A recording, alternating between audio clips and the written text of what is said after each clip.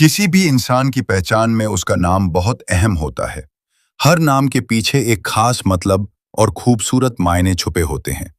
आज हम आपको फातिमा नाम का मतलब और उसकी शख्सियत के बारे में बताएंगे कि फातिमा नाम के लोग कैसे होते हैं। फातिमा एक बहुत ही प्यारा और इज्जत वाला नाम है, जो ज्यादातर मुस्लिम लड़कियों के लिए रखा जाता है। ये नाम अरबी जबान से आया है।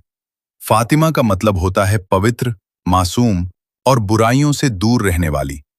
कुछ लोग इसका मतलब ऐसी लड़की जो बुरे कामों से खुद को बचाकर रखे भी बताते हैं।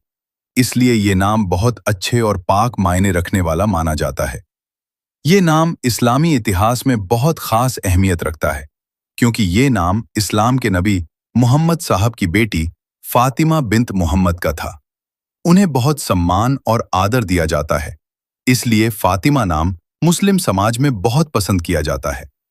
जिस लड़की का नाम फातिमा होता है, उसकी शख्सियत अक्सर नर्म दिल और रहमदिल मानी जाती है। ऐसी लड़कियां आम तौर पर दूसरों के साथ प्यार और इज्जत से पेश आती हैं।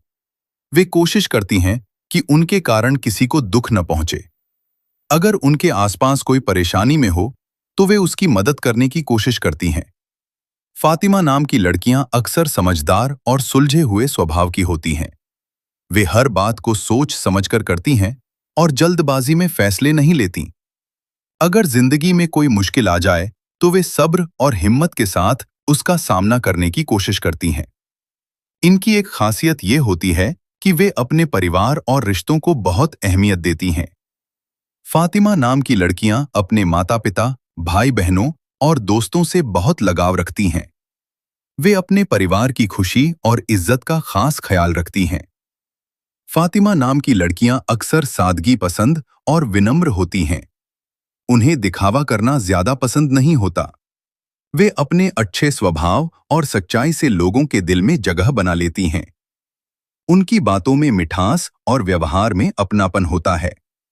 इन लड़कियों में अक्सर मेहनत और लगन भी देखने को मिलती है।